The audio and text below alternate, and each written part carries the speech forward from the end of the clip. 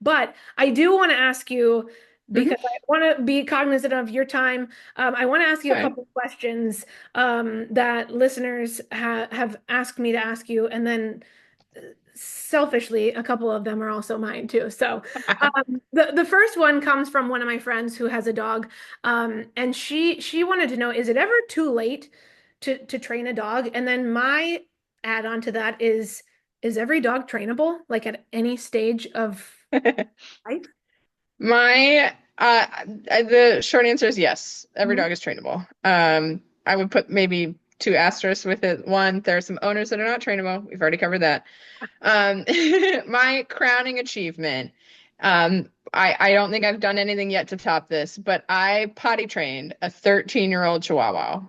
And yep, they Oh, said it couldn't be done. They said I couldn't do it. And I said, the power of the crate compels me. And and we did it. We potty trained a 13-year-old Chihuahua, and if I can do that, I can do anything. I tell people in my eval, my rule is if I cannot safely hold the leash of your dog, then I can't train it though. So like if I and I will take a dog that growls at me and lunges at me, and I know how to address that. Again, Taking the Lead specializes in reactivity, aggression, separation anxiety, resource guarding. So we take all the big hitters. Like there's so many clients that have tried four other trainers with no results. I have a list of clients that could tell you exactly that. Um, there's a wiener dog named Peyton that had tried four trainers and couldn't get within like legit 50 yards of a human or a dog. He just would scream murder. And now he's like the talk of the neighborhood. Like he walks around to all the little old ladies because they're a really young couple in their like 30s, but they accidentally moved into a like one level like condo apartment area, and it's like a retirement area, and they didn't realize it. And they have this wiener dog that screams at everybody, and all of these like little old ladies like walk and sit on their porches, and so they couldn't even leave their house without him screaming at all the sweet little old ladies. And so, but now he like we did our reactive dog training, and he walks up to all the porches now and stops and says hi, and he lets the little old ladies walk him, and he is just like the little Mr. Social Butterfly. Um, so shout out to Crystal. Love you, girl. But there aren't any untrainable dogs. Some of them take a lot more effort and a lot more work. So you have to be ready to put in that time with your dog. And by putting in the time, what I really mean is like 20 minutes twice a day. That's Yeah. it. Breakfast and dinner training session, 20 minutes, and then maybe like an hour relaxation and some crate time. And like that's it. That's all that the recipe for success needs is those little things and learning what to do effectively with those 20 minutes of training, working your dog for their food, making them earn the right to eat. No more free handouts. This is not an all-you-can-eat buffet at your leisure. We all go work and earn a paycheck. It's no different for a dog. Same thing for them. They need to complete the training exercises and the behaviors around the house that earn them the right to have food. Um, there are no suicidal dogs. There are no dogs dumb enough to starve themselves to death. I've met none of them. Yeah. They will all figure out how to get on board with it eventually. Every time I hear an owner go, "Oh, my dog doesn't," that is so like immediately I go, "They do now." They're like, "My dog doesn't walk on a leash." They do now. My dog doesn't lay down on concrete. They're going to now. Like every time you hear my dog can't, my dog won't. As long as the dog is physically capable of doing it, there's some kind of a like unnecessary mental block in their mind that we gotta get through. So that's I think where a lot of people are like, oh, I can't train my dog now. They're too old. Yeah. No, lies. I've trained 13-year-old dogs. I trying to think of which I've trained a 13-year-old dog to be a therapy dog. Like we did it a little late in life, but like we did it, we passed our exam, we got certified. So like I've trained them in all age ranges. I've trained all breeds. Every size of dog is trainable. Every breed of dog is trainable. Like I said, if the dog like if I can't at a certain point like walk on a leash and get the dog to at least like follow me around a little bit without like they can try to kill me in the beginning and then they need to like knock it off at a certain point. And I need to be able to safely like put a leash on and off your dog. If I can't do that, then I might not be able to train the dog. But then we're talking about like, well, now we're talking about dogs that like, euthanasia might need to be a conversation that we have because like if I can't get anywhere near this dog without it like trying to kill me. And particularly for me, my rule is if this dog attacks its own owners, and it's a very taboo subject that nobody really wants to speak so openly about, but that's kind of for me where I draw the line. As soon as you start biting the people that are supposed to love you the most and you are supposed to trust the most in life, and it's bad, like that's when I start then I start having tough conversations where I was like, I will work you through as best as you can, but here's what this looks like to keep this dog in your home. Here's the crate training, the muzzle training, the control we need to have around guests, and then I'll paint a picture of what that lifestyle looks like. And then you got to decide if that's the life you want to live with this dog or not. Those are the only cases where a dog is like untrainable, and it's always comes down to like a safety conversation. So, are we keeping people safe? Are we running the risk of putting people in the ER? Because and for me, like kids, like if you got kids in your household and you got a dog that is prone to biting, like I would never want that for a child, So those are I know every case that has been a tough case like that I couldn't help because the aggression was just too far gone. All five of them will live with me in my heart. Gonna make me cry. Those five dogs will live with me in my heart always. So yeah, that's and training is always emotional. You were not the first person to cry in an eval. You're not the last person that'll cry in an eval. I've had people like it just there's a lot of emotional, connection with these dogs and processes that go on. And I warned my trainers, I was like, listen, it's a rite of passage that a client is going to like shed tears at some point with you in this process, just because of how emotional the journey can be. And when we have people that truly love and connect and just want the best for their dogs, there are people that just, I wear my heart on my sleeve. I cry at the drop of a hat. And sometimes those Budweiser commercials with the dogs in it, okay, they need to stop. They need to stop pulling on my heartstrings. Yeah, right. So yeah, it happens all the time. I would say that, we shed tears and get emotional like multiple times a month probably. So it's okay. It happens. Yep. We're here for it. We just hold space. Great. And we let you feel your feels and, we help you deconstruct whatever, real concerns or concerns that like are maybe not quite as justified or warranted, like sorting out all of that, what is truly something we should be worried about and what is something that like isn't doing our dogs any favors. Right. Yep. Well, okay, that was again your answer just so very thorough with all of these, and I love the potty training at age 13 with a Chihuahua. That sounds Yep. a bit like one of my younger ones, so we might have to circle back to that as a question at the end here in a moment. But to your point, I mean, Riker's almost 8 and Hmm. already was showing, his capabilities of being able to follow what you were asking him to do. So, I mean, they're right then and there's an answer to the question too of like, yeah, he's Hmm. not a pup, but he's still doing it. So I love Yep. that. And I think it really is a lot of us as the human saying, I don't think they can do that. Or, we think it's too late in life, but truly, the dogs are very adaptable and they're very resilient. And I feel like I've learned a lot in the last 2 weeks of like, I got to give them more credit, the dogs more credit that like they can do this. Um it's not as hard for, well, maybe for some dogs. It's not as hard as we paint the picture to be. I think a lot of it's more psychological for us because Yep. we're afraid, but they can Yep. do it.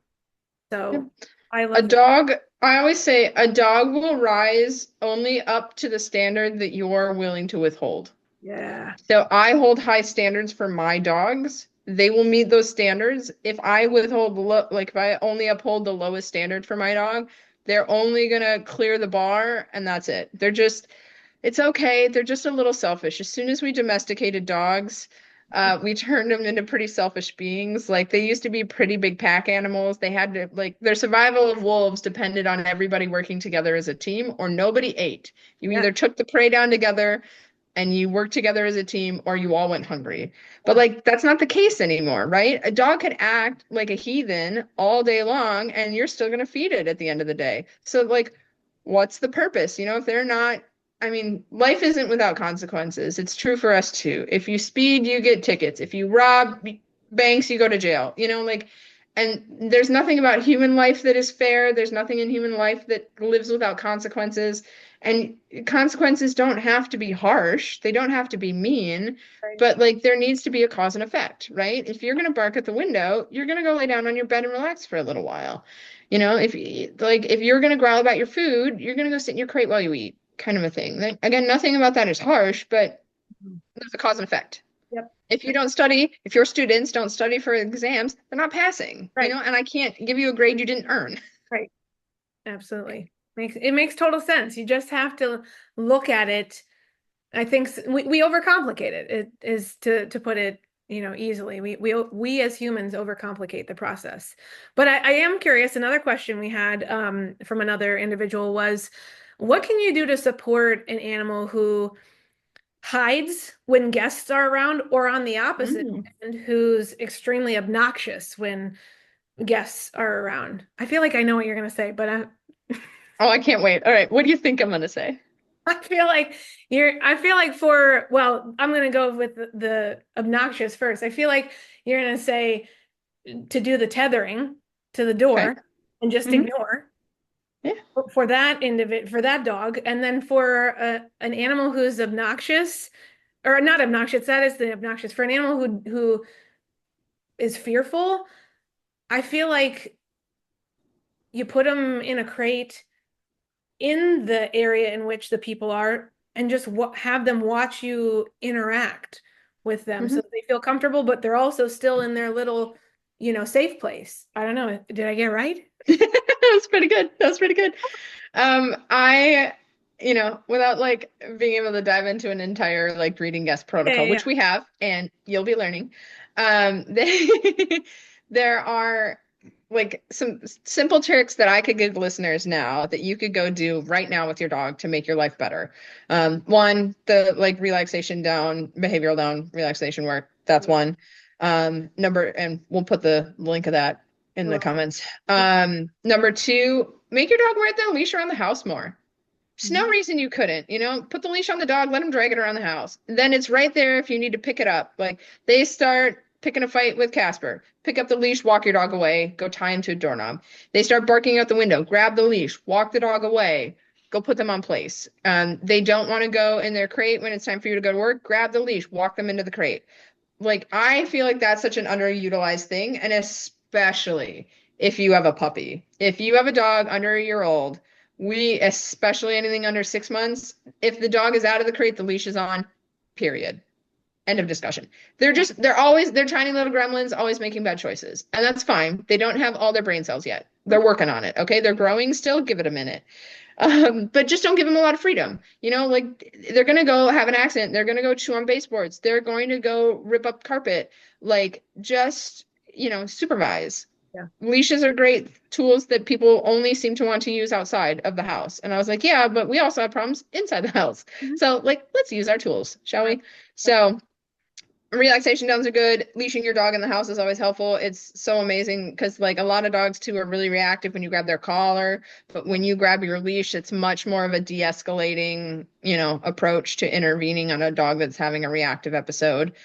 Um, Tether training, you should just tie your dog to a doorknob, ignore it for 2 hours and watch what it could do for your dog. It's transformative. And it sounds crazy and cuckoo, but I watched it firsthand. It's insane, over and over and over with the dogs, to the point that when I built my facility, I personally drilled every anchor into the wall on my training floor. I drilled 15 anchors in because I was like, these dogs are just going to sit. They just need to sit and go nowhere and do nothing, like, and just watch the other dogs. So my training floor has a ring around the outside with crates and cots, so every dog gets a station. And they come onto the floor, they train, they go back up onto the crate or the cot, and they tether, and they just watch, and they sit, and they absorb, and they take it in without screaming and lunging and barking and running around like a maniac. Um, so yeah, tether your dog more, leash your dog more. For the two different personality types, Yeah. when I have a really nervous dog, the best piece of advice that I can tell to people is everybody just come in and ignore the dog. Just don't look at it, don't talk to it, don't acknowledge it's the invisible dog. Just move around the room, don't pay it any mind, don't even like engage with it at all. Because that is an introverted dog. So dogs have introverts and extroverts. So like it doesn't want the spotlight, it doesn't want all the attention, it doesn't want everybody fussing over it. It hates it. Like it wants to read a book in a corner alone. It would be happier crated in a bedroom. It doesn't want to be a part of your Thanksgiving day meal, you know? And because you have a dog and you love the dog, and you're like, oh my God, I want the dog. Like, but that's not the personality of your dog. And sometimes I have to break that truth to people and be like, I'm sorry you have an introvert, but this is not a party animal. All right. I'm sorry it's not, I can't make it something it isn't. So for a nervous dog, I just ignore them. Like when I would do in-homes, I would just walk in. I wouldn't acknowledge the dog. I wouldn't try to pet it. I wouldn't try to make friends with it. I made friends faster with nervous dogs the more I didn't give them attention. Um, for my obnoxious, loud, crazy cuckoo dog, we're doing tether training. So, I mean, you could tether a nervous dog too, or you could create a nervous dog. Either one's fine. But I would tether that dog to a doorknob and away from the door so people like can come in and sit down and get to the couch. And I try to tether not in major foot traffic areas. I don't want to keep walking by the dog like really close, or like to get to the bathroom, I have to get into the tether space. I want to short tether enough they have enough like leash length to lay down with. But yeah, give it space, you know, walk around it. Same thing is that once the dog is, we did this at the eval too, is that I start you with this relaxation technique. I tell all my clients, I want you to choke up halfway on the leash. I want you to sit down and put the leash handle in your lap and just hold on tight. And everybody ignores the dog. Don't look at them, pet them, touch them, talk to them, treat them, scold them, nothing. Just let it sit, let it marinate. And then once it's calm, then it gets to come say hi to me. And the difference that makes when I'm meeting, because again, I don't know what kind of dog is ever going to walk through that door when I have evals. Like, you know, you talk to our, you know, Simone on the phone, I believe, and he got an idea of what's going on. So I have a bit of a picture of what's about to come through, but you never know. So like that is one of the best approaches to like meeting dogs and greeting dogs for the first time. That is the least pushy and intrusive, and is going to be the least rewarding for a really or like a really high energy dog, and the least confrontational for a really nervous dog. But what I wouldn't do with a nervous dog is leave them loose so that they run under the bed and shake under the bed the whole time. I'm going to make them, you know, again, firm but fair. Yep. We're going to start confronting some of those fears and some of those made up nervousnesses in the dog's mind. So like I would leash a nervous dog and bring them into the space, but then have everybody ignore them. And like, oh, they're not coming in here to chase me down and axe murder me. Fantastic. Like the people about their business, like their business, but like we need that exposure. We need to be in it, near it, around it, you know, without,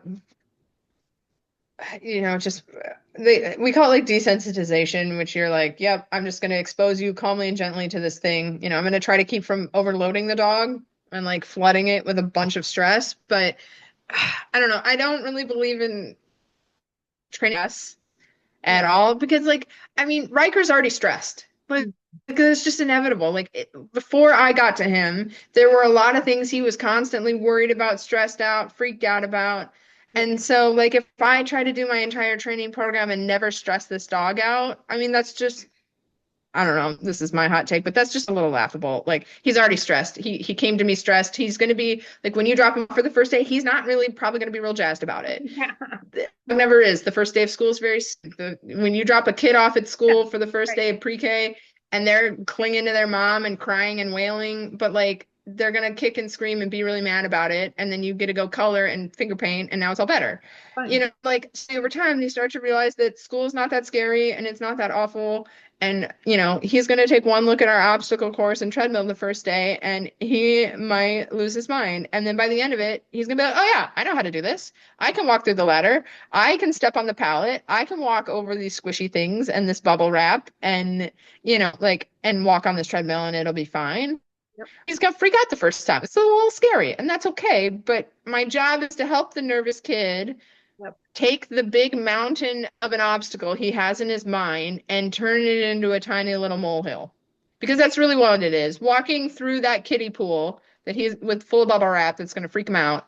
Like, it's going to be this huge, horrible thing to him. And then he's going to get through it and realize he didn't die. And be like, oh, Oh, Okay. it wasn't actually going to kill me. I was like, correct. It was not. I was there with you the whole time. I walked you through the whole process. We did every obstacle. But like, I also didn't let you back down. Yep. Like, escape is not an option. Like, avoiding it and not dealing with it and not confronting it won't make it go away. Yep. So, He probably will wish that that pool was filled with water because he has jumped into the pond next to our house once before to go after a frog. And then he got in there and he looked at me like, Mom, I don't know that I know how to swim. And I said, I'm not coming in there to get you, so you better start doggy paddling. And then he did, and he came out. But to your point, they know how to do it. They just have to be put into that yep, position to activate it. So I love that. That's great advice. I have yep, two more questions. One, to kind of sure. circle back to your Chihuahua that was potty trained. How does one do that? Because I Casper, not Riker, but Casper is that dog. He's not 13. He's about 6 or 7. But what's the next step for somebody who is trying to, you have the dog here, and while you're home, they go to the bathroom, but the second you leave, you're gone all day, and then they have nowhere to go and they maybe can't hold it. How does one process that? How does one help a dog who has to go besides using pads? But what if they don't use the pads, right? And is that even a good strategy? No, I knew you were going to say that. All right. So, all right. I'll give you my potty training 101. And I've got a video on potty training that I can share with you too. If you want a potty trained dog, there's a couple like rules in my opinion. Number one, when you're working on potty training, crate training has to be a part of it. It has to, for like a multitude of reasons. One of them being, again, harping back to like animal instincts, is that wild animals have this natural don't soil the nest. I learned about it in biology, it's a whole thing. Ah, But basically, you can't pee and poop where you eat and where you sleep. Like it's just a hygiene thing, right? Poop has all kinds of worms and bugs and germs and nasties and bacteria and just like all the things that you shouldn't be mixing with the places where you like are living, eating, and sleeping because you're gonna get yourself sick. You're gonna like catch diseases. Like it's no bueno. And like for dogs or wolves in the wild, they're eating like raw meat. That is just full of, who knows what. So like we can't eat and sleep where we go to the bathroom. They need to be two separate locations. So crate training, the reason that it works so well for potty training is because when you put a dog in a small confined space, so make sure that it's the appropriate size crate for your dog, meaning they need to be able to walk in, spin around, and like stand in it without their back touching the top of the crate. So if your dog's back is grazing the top of the crate, it's too small. For puppies, they come a lot of times with like that divider where you can make the crate smaller and then grow it larger as they get bigger. But get an appropriate size crate that is like snug but not too tight and not too big. Because if it's too big, like if you were to put Riker in one of my dog's crates, he could pee in the back corner and sit in the front and be fine. So in the house, what happens is they establish a pee spot, a spot they always like to pee, and it's going to be the same spot every time because they're animals of habit and instinct. So I'm gonna go pee in the hallway and then I'm gonna go sit in the living room because the house is too big. So we need to condense it down into a smaller thing. So crating is huge because it's a management piece. When you put them in a tight space, they don't want to sit. Most dogs that don't have dirty dog syndrome, which a lot of times you get from like hoarding situations where like they just were left in crate. And this is probably real sad, but like they're left in crates so much that they just have to pee and poop at a certain point, like nature takes its course. They just learn to sit in their filth, even though they don't want to. They like rewire their brains to get okay with that. Most dogs are not like that. So when you put them in a tiny crate, they don't really want to have accidents where they have to sit in it for long periods of time. So crating is huge for potty training. Pee pads are out. I hate them. Your dog is still peeing in your house. Period. Period. That's it. They are. How are they ever going to be fully potty trained outside? Potty trained to me is my dog does not pee in my house and only pees outside. mhm. That's potty training to me. If they're peeing on pee pads, they're still peeing in the house. Um, so if you want them potty trained, you got to pull the pee pads. They got to come up. And then we've got to get on. I know, we're going to ease you into it. It's why I haven't made you start having Riker sleep in a crate yet. Because, like, I'm just realistic. I know how much I can ask of my owners, Yep. and I need to ease you into it. So the relaxation work you're doing, the feeding in the crate you're doing, it's helping make that first night when you're going to have to kick him out of bed eventually. It's going to make the transitional, I know, deep breaths. It's going to make that transitional easier because we've put, some weeks of work in ahead of time to get ready for that. So I know how much I can ask. I've gotten pretty good about being like, all right, I can ask her for this right now, but we're going to wait on that for a little while. If I ask you to change too much too quickly for some of my softer owners, like you're not going to do any of it. So if I can ease you in and you make a little change and it goes well, and then we make another little change and it goes well, perfect. Yep. So, potty training has to have a crate. Pull up the pee pads. They're useless. Um, with really, really, really little puppies for breeders and stuff. Yeah, absolutely. Because they just pee every 5 minutes. But for Yeah. potty training a dog, once you get it at 8 or 12 weeks, it's got to go. Okay. There's a hot debate about potty bells. I don't really care about potty bells. If you think it helps, great.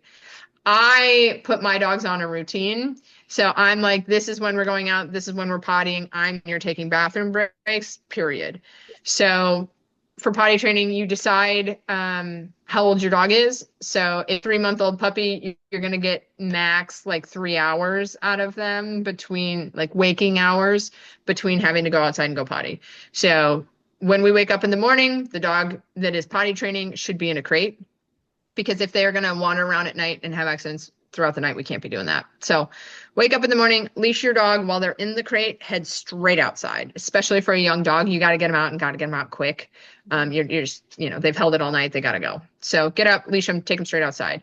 Go stand in the exact same spot every time you're outside. Don't move, don't go anywhere, because you want to keep putting pee and poop odors down in the exact same area every time, so that when you get your dog out to that spot, they get hit with that olfactory odor and they're like, oh yeah, peeing and pooping right here. Especially for young puppies that are tiny little goldfish and have the attention span of a gnat. Like, you got to try to help remind them what the heck we're doing out here.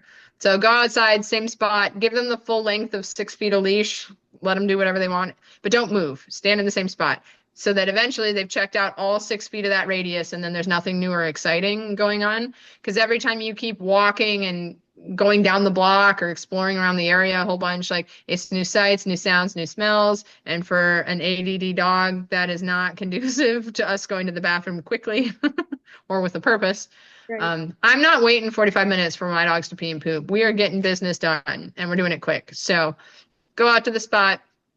Decide what they need to do, because every potty break may not always be a pee and a poop, but you should probably always at least be peeing.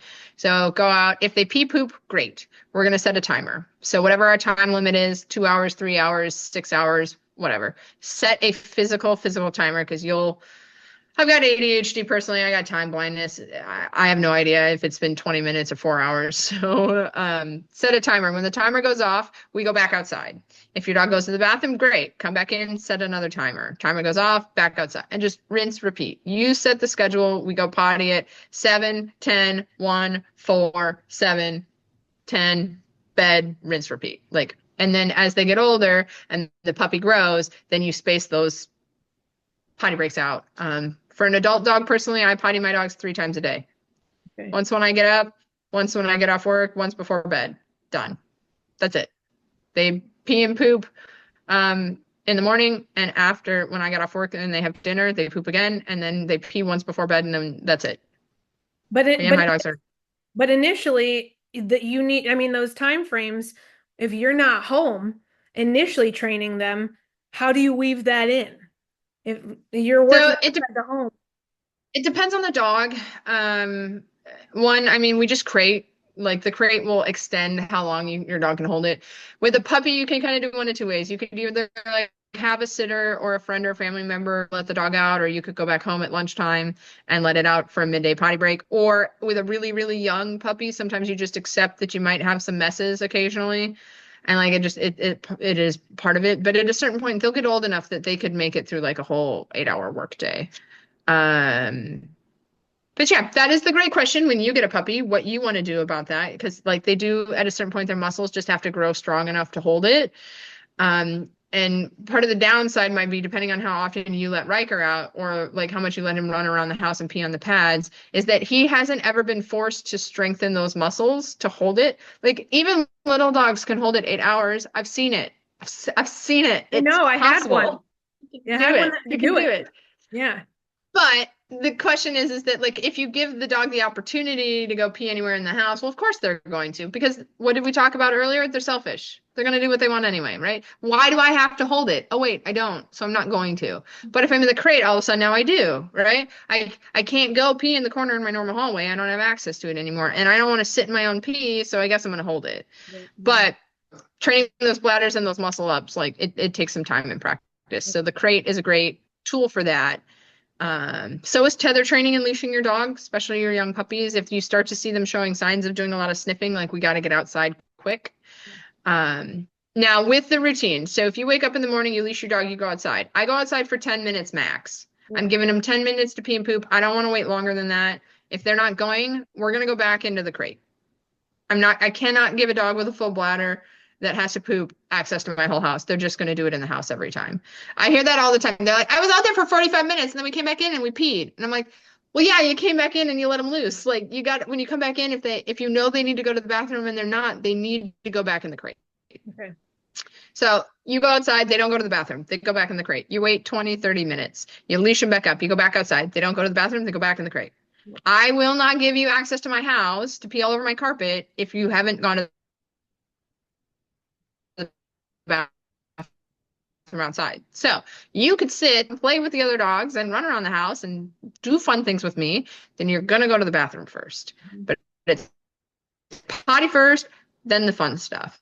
So, for example, with a younger dog, we leash, we go outside, we do our business. Then I take the leash off, then they can run around the yard. But if I give them the whole yard before they go to the bathroom, you know, like we're never going to get it done. And not in like, for me, I want it done in a timely manner.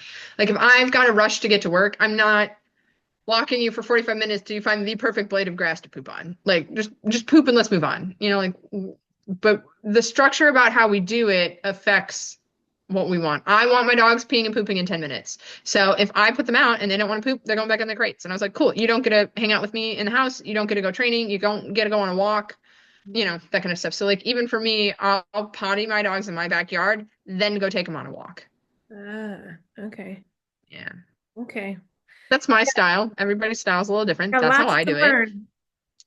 Got lots to learn. That's super helpful. I'm gonna utilize that now. I knew in my mind, I knew that was coming. I knew the crate piece was coming for training the potty issue. But I was just hoping there was maybe an alternate path. So yeah. Okay, I good. mean, you could tether them to a doorknob the whole time, Yeah, I guess, which yeah, which is I don't know how that's I I know. don't know what the stigma everyone has got about crates sometimes is that they're like they're tiny dog jails. And I was like, do you know what dogs are though? They're den animals.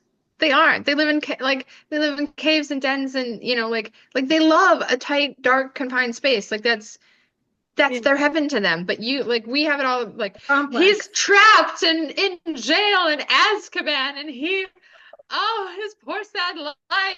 And I was like, he loves nothing more than a space that is quiet and his own.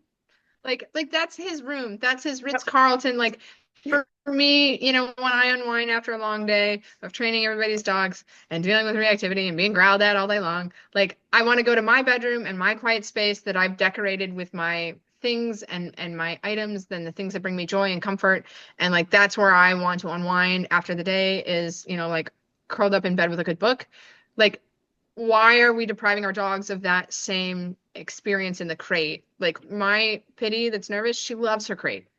Has someone did really great crate training with her before I ever got her. I can't take credit for that one. Someone really killed it in the crate training department. But like it's so comforting and soothing and a safe space for her that when she is feeling overwhelmed with like all of our new male friends that are over or whatever, she's like, I can go to my crate. I can mind my own business. Nobody's going to bug me. If I need to remove myself from my situation that I don't feel comfortable in, I know that mom, like no men will come bug me in my crate. Mom is not going to let anybody bother me in my crate. If that, like, so I have taught her to go take herself away. I was like, if you're feeling overwhelmed and you want to tell me you can't handle the social situation, just go to your crate. I'll lock the door, we'll shut the door, we'll let you, like, if you want to be out with the party, great. If you want to mind your own business in your own space, perfect. There's nothing wrong with that. They're like, oh, he went and laid in his crate. He's so sad. And I was like, maybe he wanted to decompress. Maybe he wanted to relax. Maybe he wanted to feel safe. Like, if you've done crate training right, that's what it can be for your dog. And you know, if your dog is such a perfect little angel and they're potty trained and they're super social and they're doing amazing and they're not anxious, awesome. But if your dog is struggling with any of those things, you not teaching them the true joy of a crate and the benefits it could give them, you're really depriving them of something that could be such a good coping skill for separation anxiety, nervousness around people, not knowing how to relax and settle, making it a natural piece so that if we ever have to go to the vet or the groomer, or, I mean, there's any amount of things, like, you're going to tell me for 15 years of your life, your dog's never going to have to crate for boarding, for the vet, for grooming. And like, if you don't want to expose your dog to it and teach it to it now, you have just made that event that already can be very stressful for a dog all that much harder. Yep. Because there's a component of that you could have exposed them to now so that it's not stressful later. Like, for example, like, I muzzle train both my dogs. Are they at the vet and can take shots pretty well? Yeah, absolutely. But like, what if we have to do a scary procedure? What if they break their leg? What if like I don't want the added stress of never having worn a muzzle before. Because like, I want to keep my vets and my vet techs and the people that take care for my dogs safe. So like, I want my dog to, like, anybody can pop a muzzle on my dog, just because when they get really truly scared or fearful, like, they're just going to start biting, and it's not their fault that they're in fight or flight, and that's cool. But like, in true scary situations, when a dog is in a lot of pain, because they had a big injury or something, like, it's not their fault that they're going to be really growly and really snappy. Their instincts and their defensiveness have kicked in. But I always want everyone that cares for my dogs to be safe. And I don't want the added stress of a muzzle in a situation that's already like worst case scenario. So yeah, my dogs are both muzzle trained. I can put a muzzle on, they could go on a walk, I could put a muzzle on, we could go to the vet. It's not a big deal because I've exposed them to it ahead of time. Yep. That's key. Okay, you are just I'm incredible ready. saying this, but I have one more question Okay. again, Just one? That's it? last one. I mean, we'll have more questions. Believe me, we will have more questions when we come back for our part 2 here in 12 weeks. But selfishly for myself, I've shared a little bit of this, but what do you do with, Mhm. how do you approach the situation when a dog, not Riker, but again, Casper, who sounds like Casper might be next up in training, but how do you help a dog who latches onto you for everything and won't go outside for somebody else, won't interact with any other human but you because it appears they're afraid or they're nervous. Like, how do you Mhm. deal with that? Because you can't be the only person that dog interacts with. Like, that's just not fair to you or the Yeah. dog. So how do you help a Yeah. dog like that? Yeah. Yeah. So I'll approach it in a couple different ways depending on what this scenario is. Yeah. For example, for you, I know you have Jeremy. So if Casper is really attached to you and only does things for you, then, and this, I tend to get a little kickback about this, or people that are like, ah, I'm like, I know, and I'm sorry, and if I could do it another way, I would. But for example, I would put a heavy amount of Casper's care on Jeremy. So like, if you kind of have like the primary parent and the secondary parent, I take my dogs to work with me every day because I use them to train other dogs. So like, my dogs are very attached to me, and like, if me and my husband were sitting in two different rooms, like, they're gonna sit in the room I'm in. Like, if I go take a nap and he's watching TV, like, they're in the bedroom with me. Like, I just, I spend a lot more time with them. It is what it is. He spends a lot more time sitting with the cat, so the cat likes him better. Is what it is. But if you have one that's overly attached, like obsessively attached to you, I tend to make you not do hardly anything with the dog anymore. And I know that sounds sad, but you know, like if someone's going to play with the dog, it tends to be Jeremy. If someone needs to feed the dog, I tend to have Jeremy dog. I have the other parent do it. If they need to go out for potty, like I just make Jeremy the only way for him to go about his life now. You need to eat, you need to walk, you need to potty, you want to come out of the crate. Like Jeremy, I put more of the workload on the bonus parent. In the dog's mind, the bonus parent.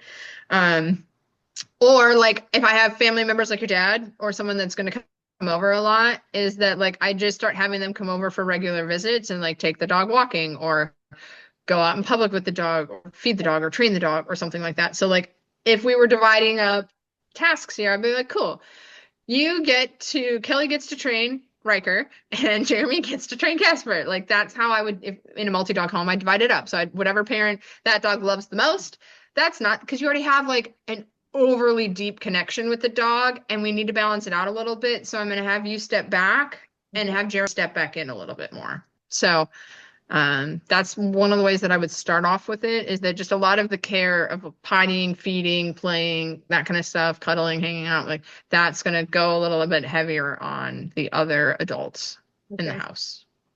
If you don't like that person, guess who you get to spend all your time with now? Say hi to the XXL buddy t-shirt now for fighting siblings. Like if you don't like Jeremy, guess who now does everything with you now?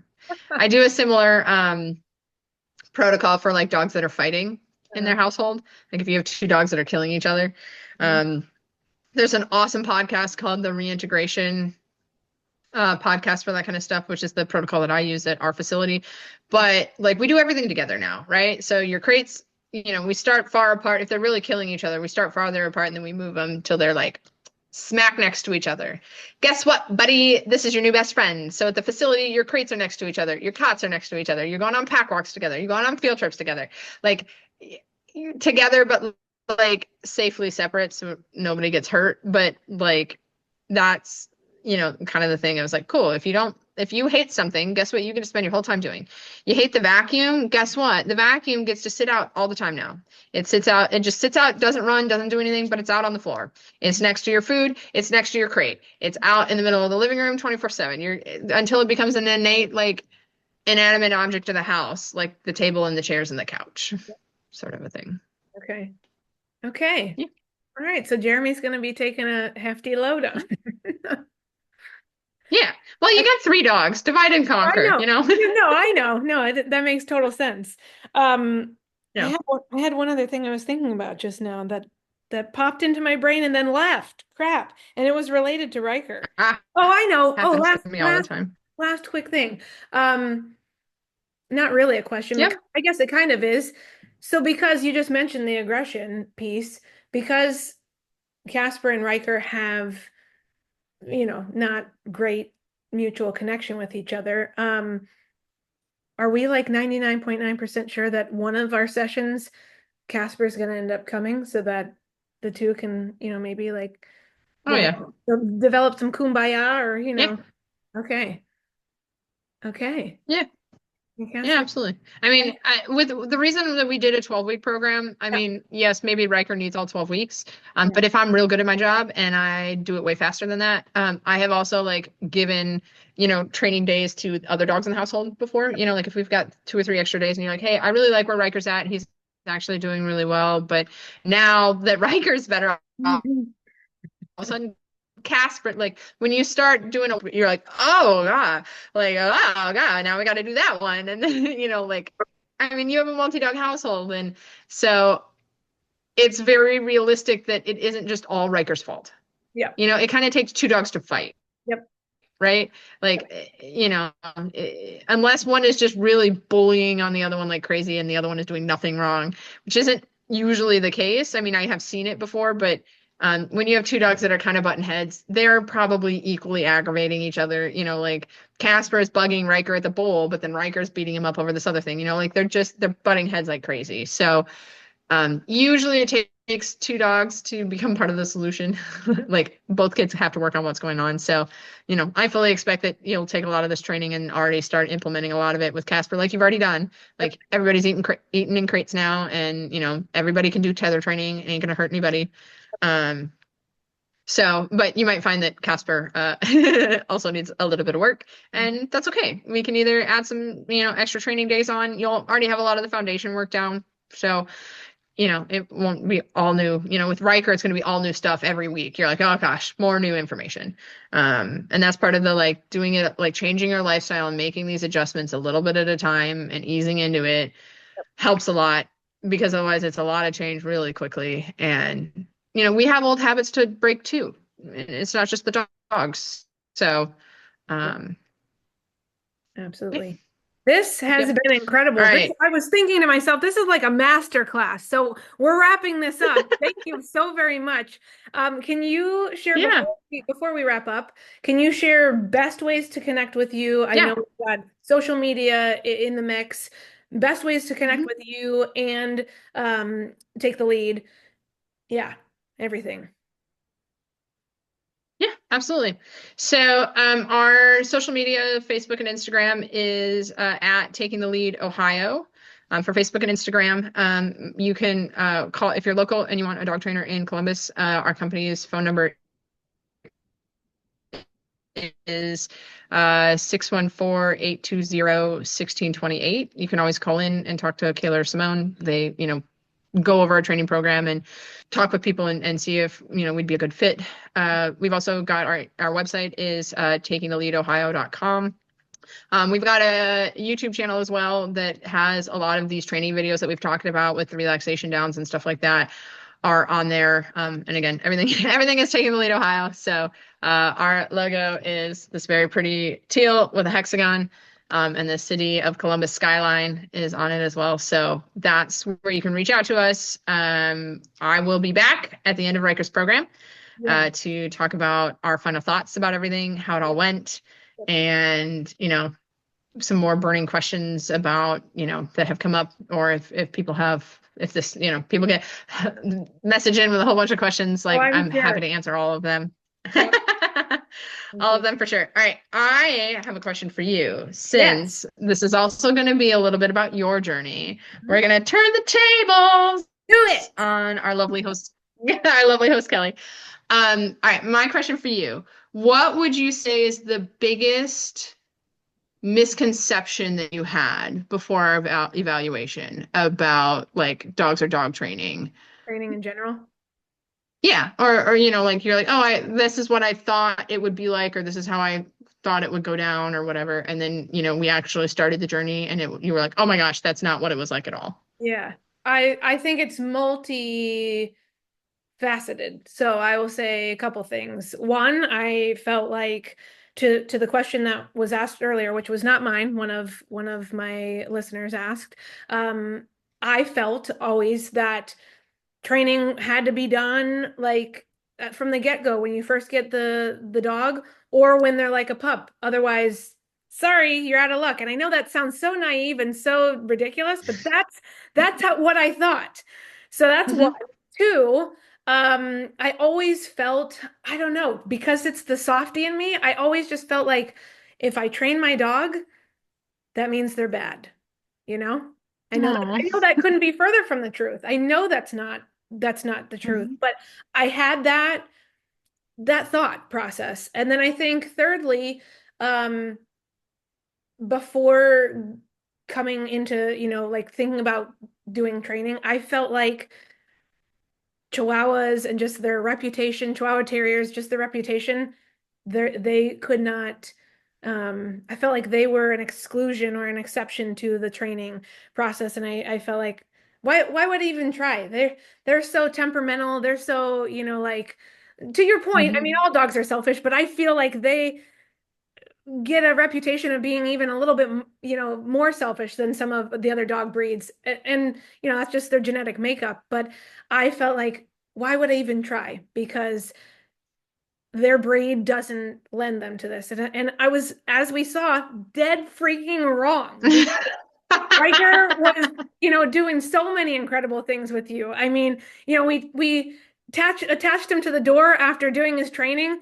And I love how nonchalant you were about it then and today. Just like, yeah, just leave him at the door and let him be. I'm like thinking to myself, that's easy for you to say, Lindsay, because I can't just let him be. But it truly can be that easy. Did he like it? No. Mhm. But the more I practice that with him, I know he's going to realize that it's giving him time to calm down, to relax, right? Because right now Mhm. he's not able to relax. He's always in that I feel fight or flight mode. And that is heartbreaking. Yeah. And so I think I hope Hmm. that answered your question because I had multi layers to that. Um, yeah, I think it was just I Yep. felt it's not possible. And I also feel like training prior to this, I truly felt it was one-sided. It was like my dog's gonna Hmm. learn to do this. Yes, I will learn, how to command it, but it's not, Hmm. it's my dog. It's 100% my dog. And I now realize and know it's a mutual partnership. It's 50% and 50%, in at least in my mind, the way I see it. He's doing Yeah. his part, I'm doing the other part to make that, like I said, to make that work. So Yep. I'm like I said, I have 50-50 emotions right now. I am extremely excited about this. And then I know on Thursday this coming week when he goes, also going to be that like helicopter parent of like, oh no, I don't know. Like, how's this gonna go? But I know it's gonna all work out, and I'm excited to see the documentation that you guys are gonna Yeah. be doing on your end so that I can see his whole transformative process, but then also for me to see it at home is gonna be huge too. Yeah. So Yeah. yeah. I think it'd be so cool to watch you. I mean, this is just like me dying to know. Yeah. Because like I never always get to like see it from your side at this point. Like I only ever see my side of the wall here. I think it'd be so cool if even if you just sat down by yourself and you like talked about every week like the journey and the changes that you've seen, almost like a video diary. I find that to be so fascinating. Oh, I will. Um, that would be just like if every Thursday or weekend you sat down once and for 30 minutes and you're like, here's what we did, here's the changes I've seen. Yep. I think that would give so many other people like such a view into the week by week journey. Because other things that you're going to notice too is that like it's never super linear. It's never just, there's ups and downs, and it is never just a straight line from point A to point B with training. Like you're going to have really good weeks and really bad weeks, and you feel like it's amazing, and then it's all falling apart. And like, again, because these are living, breathing, complex animals, they have good days, they have bad days, and sometimes you're going to feel like you're on top of the world, and sometimes you're going to feel like everything's wrong. So letting other people see you go through your whole journey, I think is just that's why I'm so excited to do this with you. I was equally as thrilled to be here today, just so that other people can see someone else have a journey about this and see what it's all about is like huge. So, what would you say is your like right now, we haven't started a day yet, we've done a little eval. What was your biggest fear going into the eval, and what would you say is your biggest concern like I know we're really excited about Thursday, but like what are some of your big concerns come our first day of training on Thursday? I think going into the eval, I was honestly nervous for him, for Riker, because I felt like just knowing how he has acted in the past, I felt like walking in there, my first thought was, oh my God, please don't attack Lindsay. Like I was hoping he wouldn't be like, who is this? And get me out of here. And there were times when he, wanted to leave, but uh, Hmm. I think that was my I'm big sure he would have told you that for sure. I right. think And Riker told us many a time that he was yeah, like, I think I'd like to be done I now. think I'm finished. Bye-bye now.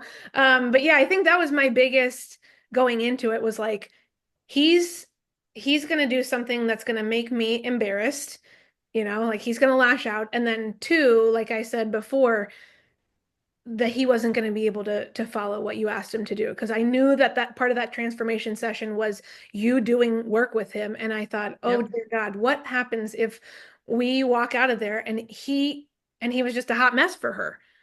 That's what I feared. I really did. Yep. That's what I feared. And Yep. I think your other part of your question was what am I hoping by the end?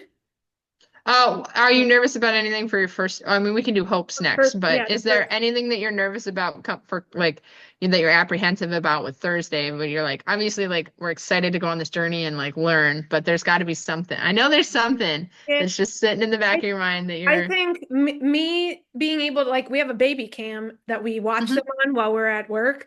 And so knowing that he won't be here to watch, I'm going to be thinking, what's he doing? Is he okay? Does he need a hug from me? Even though I know I gotta let go of that. I gotta give him his space and let him build that confidence. I think I'm gonna be just wondering, I think it's going to be mostly curious, but a little bit nervous just as to how Mhm. he interacts with everybody and how he Yep. does on that first day. I think it's no different than a parent to a human, Yep. a child to kindergarten, like you said, or preschool for the first time and wondering, oh God, are they going to make friends? Are they going to, or Yeah. how are they going to interact with other people, and in this case Mhm. dogs and people. So um Yep. I think it's just that protectiveness in me of like I want him, I know you're going to take exceptional care of him, that I'm not worried about that. It's how is he going to show himself on that first day, and that is Yep. what makes me nervous, is because I know he has the potential and the capability to do so well, but I also know that, for lack of a better way to frame it, darker side that can come out of Yep. it. I Yep. worry about that. So, Yeah.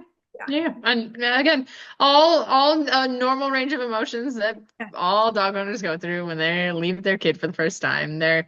I've had a whole range. I've had people that like they drop their dog off. They're like, "How's he doing?" I was like, "You haven't even pulled out of the parking lot. Like, give it a minute. Like, I haven't even got him back to a crate yet. And our staff is very heavily trained in terms of like safety protocols, handling skills, how to mitigate the risks of bites. When I do evals, I also write bite risk dogs like in bold lettering. They're handled by only senior trainers that have been here long enough to know how to keep themselves safe in those scenarios. We have a lot of, crate protocols and tethering protocols about how we get dogs on and off, put their gear on and off. We take it slow, especially like if I know a dog has the potential Mhm. to snap and get nasty, like then I'm already approaching it with an overly cautious, Mhm. and maybe I never need to be that cautious and that's great. But day one, we call them day one dogs because you just never know what's Yep. going to happen. Yep. I've seen a whole array of things and,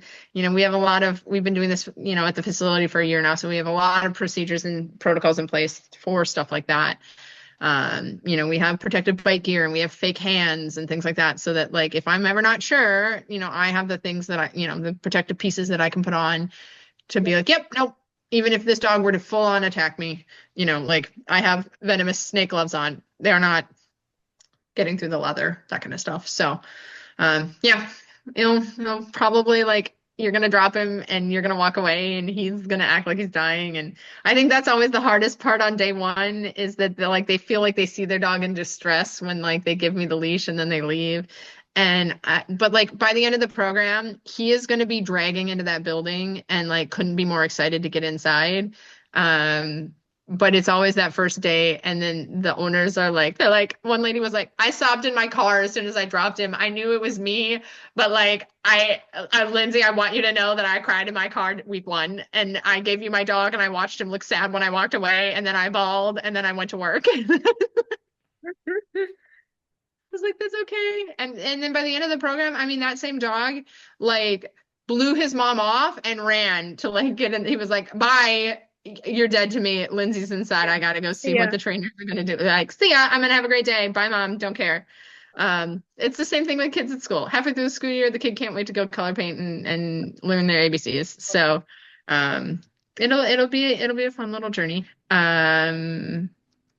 What would you say is your biggest like hope and excitement like Yeah. at the when we reflect back on now at the end of the program, what are the things you're looking forward to?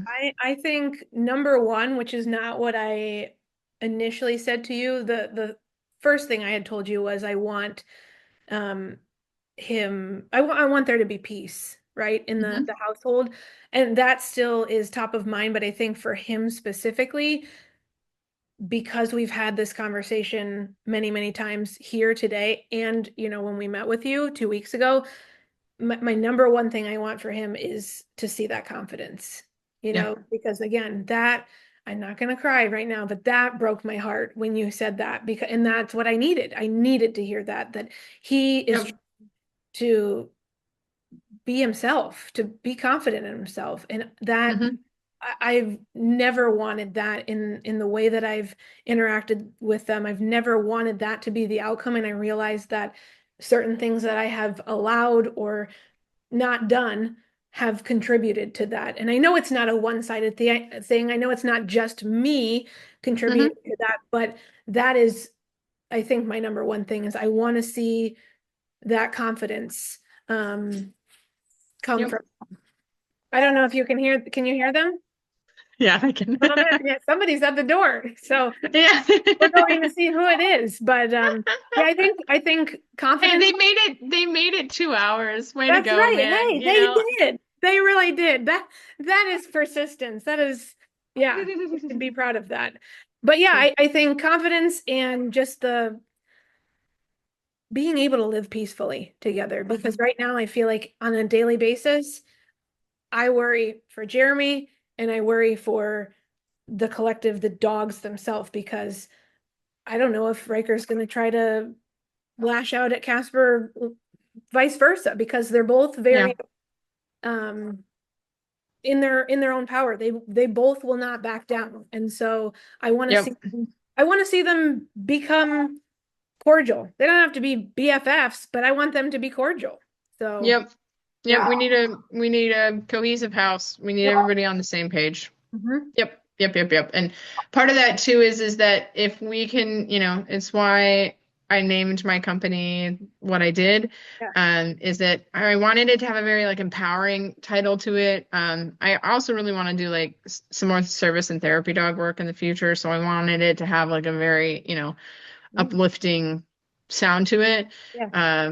But, like one of our slogan is be your dog's leader. So, if they're butting heads and fighting and vying for constant like control and power and stuff like that, you know, as soft people, we're like, oh, well, I will just be a source of comfort and soothing and coddling and trying and love. And I'm just trying to like love my dog out of anxiety or love my dog out of aggression. And oh yeah, but the problem is, and it seems like such a sweet, kind way to approach it. But when we're so kind and gentle and soft, like it leaves this big gap for leadership in the house, and then the dogs will start. A really headstrong dog will start to take that on themselves and start like vying for control and bossing everybody around.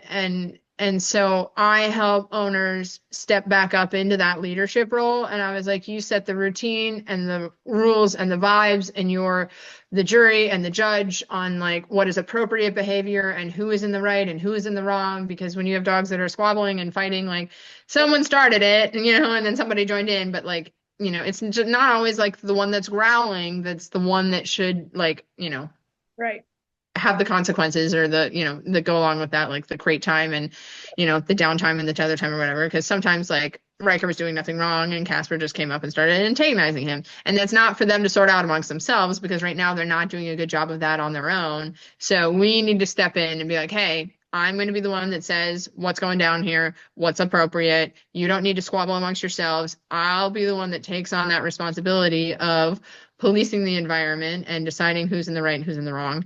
And if I've seen so many owners that like if you could comfort and love and soothe your dog into a calm, confident dog, you would have done it already, right? Like you would already have a confident dog, but we have a very nervous dog because we've just tried to shelter them and protect them from the world, but that means then that they don't have the coping skills to process what's going on out there.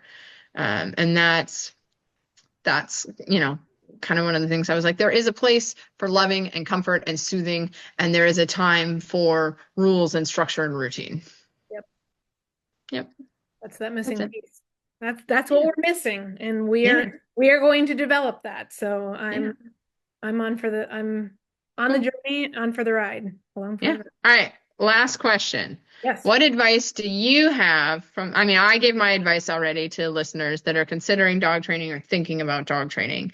From the owner's perspective of things, what would be your last parting piece of wisdom for someone that was, like you and Jeremy, where you were like, you were I'm going to tell the listeners Do it. the inside scoop. is that, when Simone had done the call with you, he came to me afterwards, the person who answers my phones, and he was like, Lindsay, I just came off like the most like heart-wrenching call, and they were so scared of what their dogs were going to do next, and they were like, I could hear, I don't know what, poor Simone gets all the people that are like I in love him. emotion, like crying and emotional, and like, because it is that by the time some people are reaching out to me, they're so hopeless Yeah. and like so, and so he was like, you have to help them, Lindsay. He was like, Lindsay, you help Kelly and Jeremy. Dang it. I was like, I will, Simone. Get them out to me. I will help them. We will get them to a better place. But I mean, you were crying and bawling and you shut yourself up in a room and were like, I just don't even like, I don't know what to do with these dogs anymore. So what is your advice for someone that might be in that place where they're not enjoying their dogs, they don't know what to do, they're feeling lost? Yeah. I think my What would advice, you say to would you say to Kelly in the closet? yeah, my advice would be, this is going to be kind of a play on words with my other podcast, because my other podcast is called Listening to Your Gut, and it's more of a holistic health related podcast, but that's what I would tell somebody is listen to your gut, because my gut told me that this was the next step. I had been trying to wish it away for a while of like, one day we're going to wake up and snap our fingers and everybody's going to be, okay with each other. And um, that is not a realistic thing to expect of a dog or dogs, because hello, how the hell are they going to learn to do that if you don't show them how to do it, right? Yep. Like they are smart, but they need, to your point, they need that training. They need that 50-50. They do their part, you do the other part, and it's a mutual thing. And so I think someone who, we all have stress, right? Everybody is stressed about X, Y, and Z things, but this this is a stress you can remove, right? Mm-hmm. This is a stress you can learn to remove, because you can help your dogs to feel less stressed, for you to feel less stressed, for one of our goals is to have a cohesive unit in this household. You can do that, right? Work stress, you can't always do that, right? Family stress, you can't always do that, right? Because people are people and sometimes they won't change. But dogs, you can help them to change. Um, Yep. and so I think that would be my advice to someone is listen to your gut, because you know how long you've been dealing with this, and you know that your dogs deserve better, you and your family deserve better. And Mm-hmm. you said too, which another key piece, I mean, there were so many nuggets when we met with you and today. I mean, hello, it's just nuggets galore. But when we met with you, another key piece that I will hold forever in my mind is you said this will enhance their quality of life and allow them to live longer. And having, God, here it comes, having, uh, you know, like I felt one of my soul dogs in November.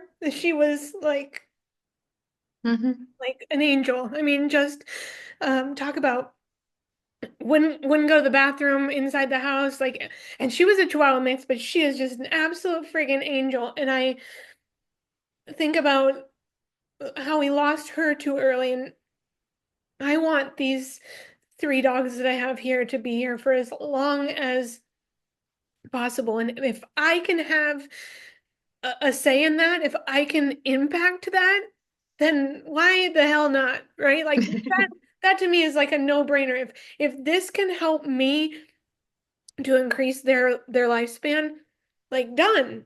Yep. Mm-hmm. Yeah. Beautiful. Beautifully said. You're getting me all worked on now too. Oh man, the fact that we almost made it to the end. Yeah, Cheers. we almost did. That was it. Um, Training is just so good for your dog. It bringing down their stress hormones and their cortisol levels, and there's all the biology you could talk about, but when they are calmer and more at peace and more centered and more relaxed and more grounded, like if you spent your whole life in a frantic manic headset space like 24/7, of course that takes years off your life. So when we can be relaxed and focused, it's just all the better for dogs. So, yeah, I think that is the last question that I had. I'm excited Thank you for to get asking. training on Thursday. Yeah. And don't worry, we will tell you. We always do a little debrief when you pick up your dog where we run through the whole day and Yep. tell you everything they did. So even though you couldn't be there in person, our trainers always break down the whole day with your dog and tell you exactly how it all went. So you won't have been there, but you'll get to hear their little report card. So Looking um, forward to that. And yeah. I also am excited for this journey, like I said, and for you to come back because I know I'm going to be more confident in the end of this. And so, Hmm. and it's going to be Yeah. because of you and your incredible staff are going to help us to get there. So I just Yep. can't thank you enough in advance for Yeah. what I And know if happen. Yeah, if anybody has dog training questions for when I come back, Yeah. you can drop them in the comments of this podcast and email them in to me or Kelly, and we'll hit them all. Well, there's no question too silly. There is no topic I'm not happy to talk about. So I'm excited to hear what everybody wants to know about more when it comes to dog training, and then we can also hear about Riker and Kelly's journey at the end. Yeah. Yay! Well, thank you Yeah, again, Lindsay. of course, absolutely.